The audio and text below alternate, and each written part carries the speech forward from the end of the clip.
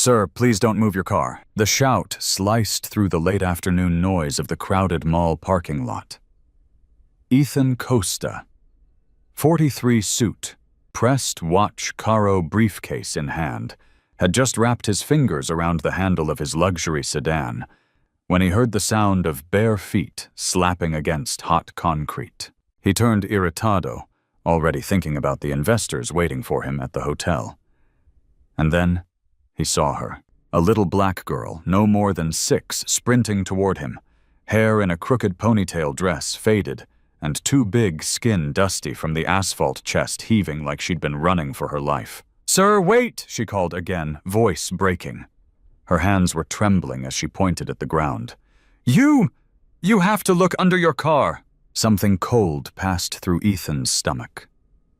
Years de negócios o fizeram desconfiado. Bomb. Vazamento. Alguém escondido ali embaixo. Ele largou a pasta, se abaixou devagar, o coração batendo rápido demais. Nada de explosivos, nada de perigo. Apenas pequeno pacote de papel pardo amassado encostado no pneu traseiro. Ethan o pegou com cuidado. Ainda estava morno e cheirava a fritura. Abriu devagar. Uma única coxinha, pequena, simples, pouco grudada no papel, mas inteira. Quando se levantou, a menina estava parada diante dele, mãos pequenas sujas, entrelaçadas na frente do corpo, olhos escuros, fixos na comida como se fosse tesouro. I hid it there, ela murmurou em voz baixa. My name is Amara. Please. I didn't want it to get crushed. E naquele instante, entre carro de luxo e uma coxinha salva por uma criança sem teto, Ethan começou a enxergar aquela menina e a si mesmo de jeito completamente diferente. Ethan stared at the small girl, Amara, trying to piece together the moment. She kept her eyes on the coxinha in his hand, but her body was tense like she expected him to yell. Or worse. I won it from the bakery lady, she whispered, voice trembling. But the older boys saw. They always take things from the smaller kids. She swallowed hard. So I had to hide it really fast. I didn't want them to steal it again. Ethan looked at the crushed little package, then back at her. She couldn't be more than 6. Barefoot. Hungry. Alone. And still somehow thinking about protecting something that mattered to her. But why tell me, he asked softly. You could have waited for me to leave and picked it up later. Amara finally lifted her gaze. Those eyes, big, dark, and too wise for her age, met his. Because if you drove away, it might get smashed. She hesitated, stepping closer. And I didn't want it to be ruined. Ethan's throat tightened. Is it yours? He asked gently. She nodded, then shook her head. It was. But you can have it if you want. He blinked, stunned. Why would I take your food? Because... She bit her lip, glancing at his expensive suit, at the exhaustion on his face. You look hungrier than me. People who run a lot look hungry. A millionaire. With everything money could buy. Being offered half a meal by a child who had almost nothing. The world shifted under his feet, and for the first time in years, Ethan felt something break open inside his chest, a place he didn't even know had gone numb. Ethan felt the world narrow to the space between them, just him, the cracked concrete, and a little girl offering him the last thing she had. He crouched down, holding the coxina gently, as if it were made of glass. Amara, he said softly, I can't take this from you. Her shoulders dropped. But I can wait, she insisted. Grandma always finds us something at night. Soup or bread. She says God never forgets us. She tried to smile, but the corners of her mouth trembled. So it's okay. You look like you need it more. Something inside Ethan, buried under years of rushing, earning, proving, twisted painfully. A 6-year-old girl living under a bridge, barefoot, running from older kids, still believed she had enough to share. He swallowed hard and held out the coxina. I'll only eat it, he said gently, if we share. Half for you, half for me. Amara froze, eyes widening, as if he'd offered her a miracle. Share really? Really? He split the coxina right there in the middle of the noisy parking lot cars, passing people hurrying without noticing anything. She cupped her half with both hands like it was treasure. They ate in silence, tiny bites, slow bites. The coccinea was cold, oily, probably from yesterday. It tasted like the most important thing Ethan had eaten in his entire life. When they finished, Amara wiped her fingers on her dress and gave him a grin so pure it pierced him. "Thank you for sharing with me, sir," she said softly. But Ethan knew the truth. She hadn't just shared food. She had shared dignity, courage, and a kindness he hadn't felt in years. Ethan tried to stand, but something about the moment held him still. The quiet strength of a child who had already lived through things no child should know. Amara brushed crumbs from her hands, then looked up at him with a seriousness that didn't match her age. "I'm glad it didn't get crushed," she murmured. "What do you mean?" Ethan asked. She pointed at the wheel of his car. "If you drove away, the coccinea would have turned to dust. And then," she hesitated, voice thinning, "then it would feel like I lost the only good thing today." Those words sliced deeper than any boardroom criticism Ethan had ever endured. He opened his mouth to respond, but she continued, almost whispering, "Sometimes you only get one good thing in a day, or in many days." She kicked a pebble gently, eyes lowering. "And you try really hard to keep that thing safe." He felt something collapse inside him, guilt maybe, or grief for a world he'd ignored. "Amara," he said quietly, "how long have you been out here?" She shrugged a tiny, tired gesture. "No 6-year-old should know how to make. Since forever, I think. Grandma says God protects us. But sometimes," she lifted her eyes again, that flicker of fear behind the courage, "sometimes we have to protect ourselves too." A businessman with a multi-million-dollar company stood speechless before a barefoot child who had mastered survival better than he ever could. Around them, the parking lot buzzed with people rushing past, chasing money, chasing time, chasing everything except what mattered. But Ethan saw only her, and for the first time really saw her. Ethan walked toward his car, but his feet refused to move the way his schedule demanded.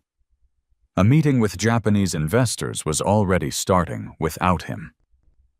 Yet, here he was standing in a noisy parking lot with a half-eaten coccinea in his hand, and a question echoing inside him. How could a child with so little see him more clearly than people who had known him for years? Amara shifted her weight, hugging her thin arms around herself, as if trying to hold in the cold that hadn't even arrived yet. "I should go," she murmured. "Wait," Ethan said gently. "Did you have anywhere safe to eat this?" She shook her head. "Usually I go under the bridge with Grandma. It's loud, but nobody bothers us there." Her eyes flicked toward the street. "But the boys saw me. They always see me." Ethan felt a sharp, unfamiliar anger rise not at her, but at the world that had forced her to live this way. "And you run alone?" he asked. "Sometimes." She hesitated before adding softly, "But Grandma says I'm fast.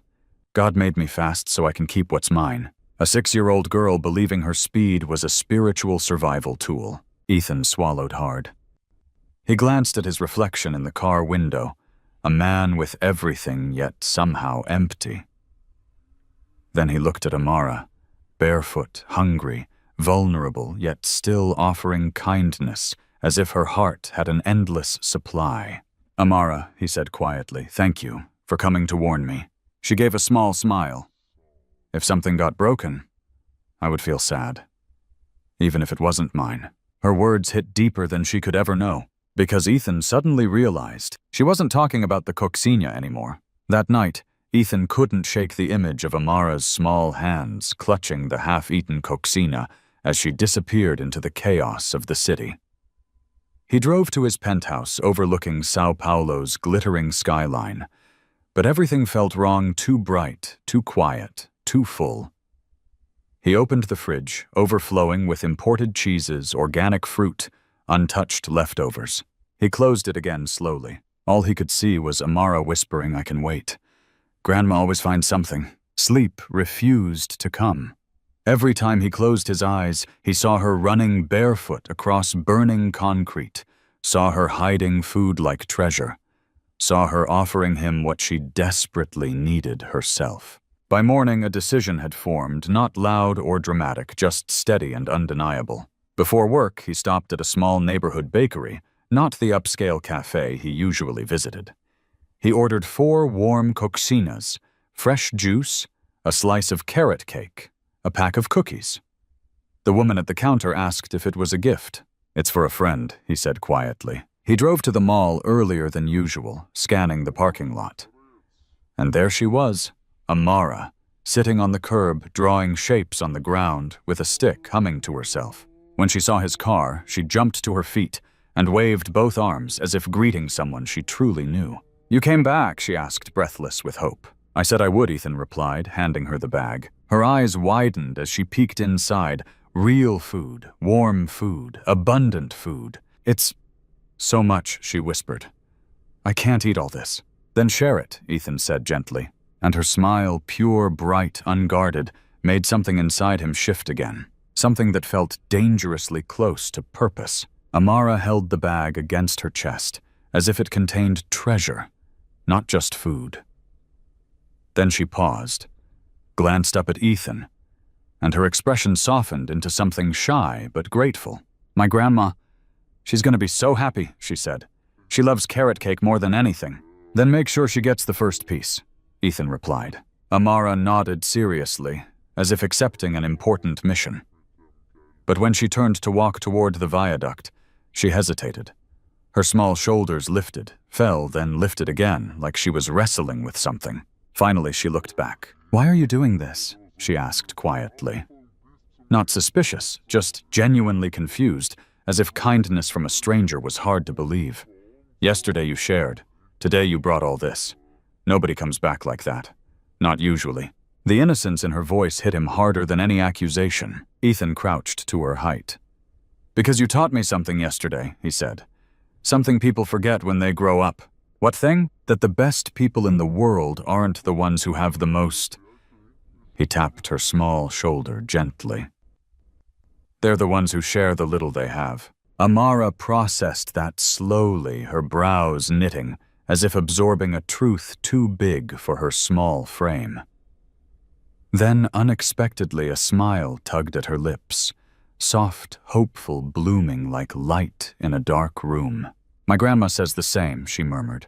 "She says sharing makes the heart feel full." Ethan swallowed the lump rising in his throat. "Your grandma sounds wise." "She is." Amara nodded proudly. "She keeps us safe. Safe. A word that should have belonged to every child, yet here it sounded like a fragile miracle.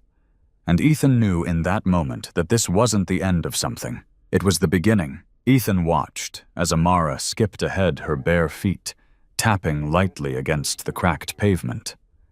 But when she reached the edge of the viaduct, her steps slowed. The humming traffic above seemed to swallow her small frame. Then from behind the hanging sheet of blue tarp, an older woman emerged, thin, gray-haired, wrapped in a frayed shawl. Amara ran to her. "Grandma, look, he came back, and he brought cake." The woman, Grandma Nia, tensed immediately. Her eyes, sharp and protective, flicked from the food bag to Ethan, standing several feet away. She stepped instinctively in front of Amara, like a shield built from years of hardship. Ethan lifted his hand slightly, a gesture of peace. "My name is Ethan," he said softly. "I just wanted to help." Grandma Nia didn't move, didn't blink. "Help comes with a price in this world," she said, her voice rough but steady. "What's yours?" The question cut through him. Not because it was harsh, but because it was true. People like him rarely offered without expecting something in return. "I don't want anything," Ethan said. And for the first time in a long time, the words felt real. "Your granddaughter. She showed me kindness yesterday. I'm just doing what she taught me." A long silence stretched. Then Amara tugged at her grandmother's sleeve.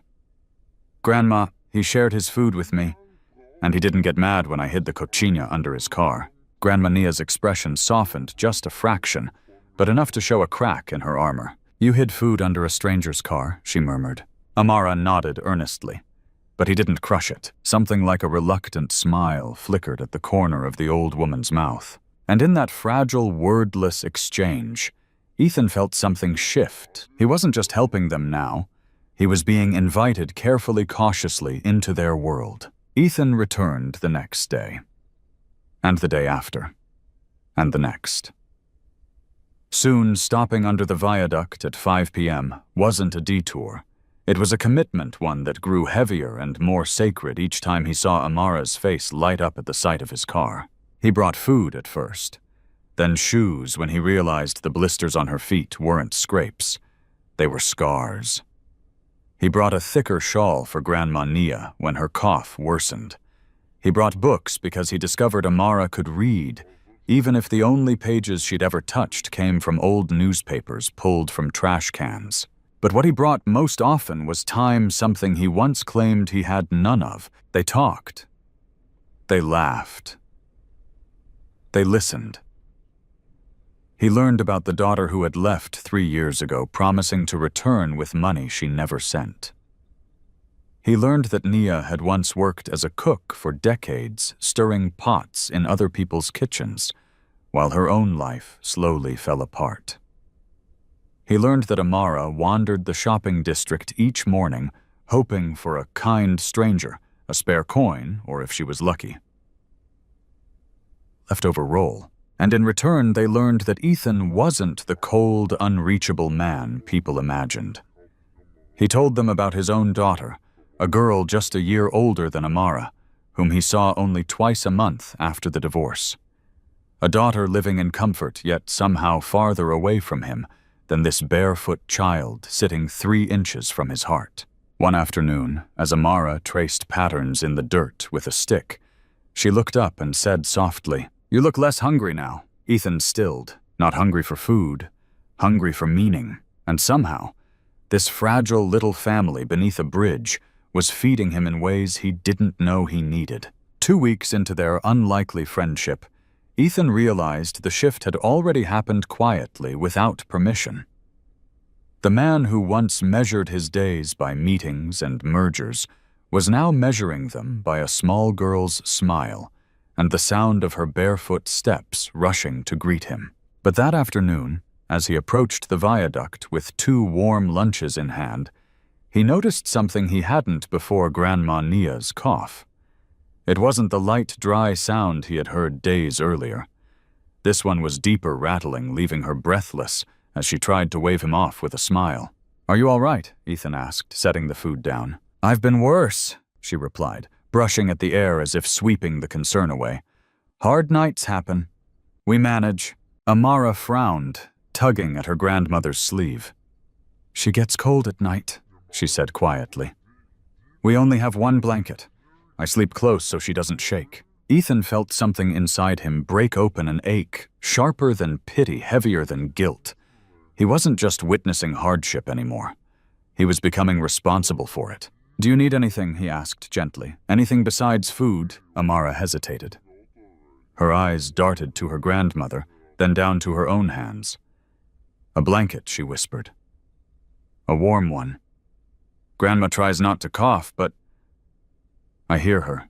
The simplicity of the request crushed him. A millionaire, a heated penthouse, a closet full of comfort he hardly noticed. And yet the only thing this child dared to ask for was warmth. "I'll bring you one tomorrow," Ethan said softly. But Amara didn't smile. Not yet. She studied his face carefully, as if weighing the truth of his promise against all the broken promises she'd heard before. Finally, she nodded, small, slow, hopeful. "Okay," she whispered.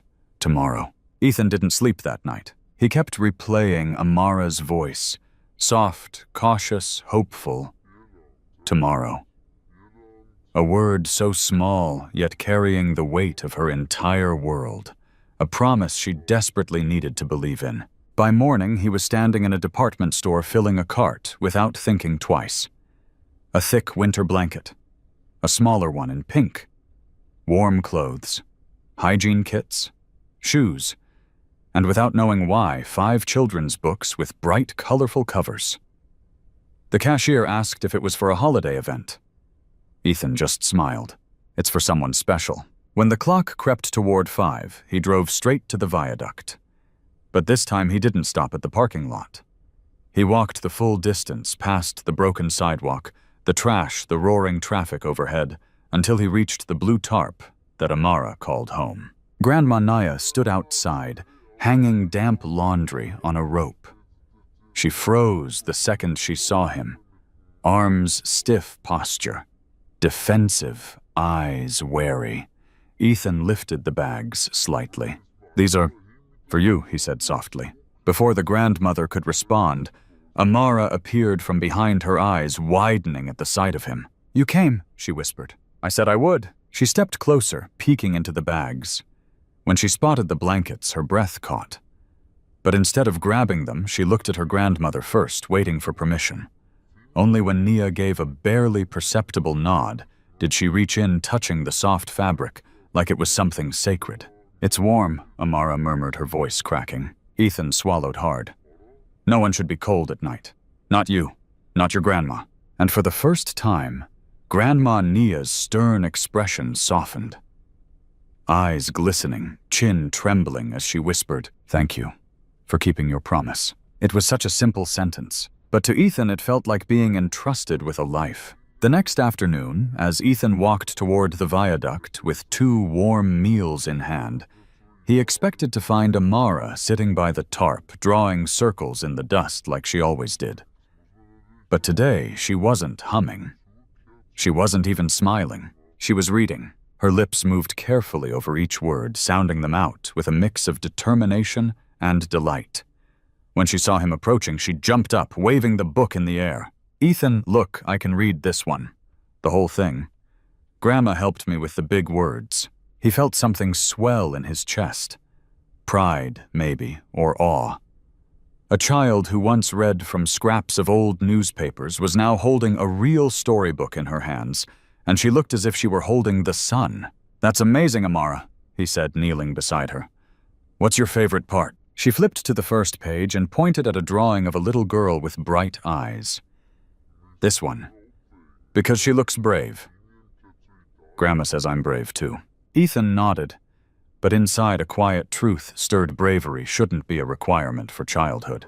He followed her inside the tarp shelter, where Grandma Nia sat cross-legged, mending a torn sleeve by the dim light of a tiny lantern. When she looked up, Ethan saw something he hadn't seen before: peace. A fragile peace. Yes, but real. "You've brought more life into this place than we've had in years," Naya murmured. Ethan shook his head gently. "You two brought it out of me first." Amara leaned her head on his shoulder, unafraid, unguarded, and Ethan felt it. The beginning of belonging. The beginning of a family he never expected to find in the shadows of a bridge. Ethan didn't realize how much his life had changed until that Friday afternoon. He arrived at the office cafeteria just as lunch ended, expecting the usual buzz of employees chatting over Grandma Nia's cooking. But today something different filled the room: laughter. Loud, warm, contagious laughter. And at the center of it was Amara. She stood on her tiptoes beside the serving counter, proudly handing forks to employees, as if she'd worked there her whole life. Her uniform, fresh, clean, slightly oversized, made her look like a child stepping into a world that had finally decided she belonged. When she spotted Ethan, her entire face lit up. "Ethan, look, I'm helping Grandma, and I have friends now." She pointed at 2 employees waving playfully from a table. He felt something inside him melt. Months ago, he met a barefoot girl hiding her only meal under his car. Now she was here, safe, fed, learning, laughing, filling the cold walls of his company with a kind of warmth money could never buy. Grandma Nia emerged from the kitchen, wiping her hands on her apron. "She's been waiting for you," she said softly. "You gave her a chance. That's all she ever needed." Ethan looked around the cafeteria at the food, the smiles, the quiet feeling of home, and understood. He hadn't saved Amara. Amara had saved him. She ran to him then, holding something behind her back, a tiny paper package, familiar and sacred. "I made you something," she whispered. Inside was a small, warm coquinha. For you to remember, she said, that good things can be hiding in unexpected places. Ethan felt tears gather unstoppable. I'll never forget, he whispered. Sometimes the person who has the least to give ends up giving you the most. Generosity isn't measured in wealth, it's measured in heart. And often the miracle you're looking for is hiding right beneath your feet. If only you slow down long enough to see it. Before you go, let me ask you, when was the last time a stranger taught you something that changed your heart? Share your story in the comments. I read every one. And if this chapter touched something in you, like the video, subscribe to the channel. Tell me where in the world you're watching from, because maybe, just maybe, this was the reminder you needed today.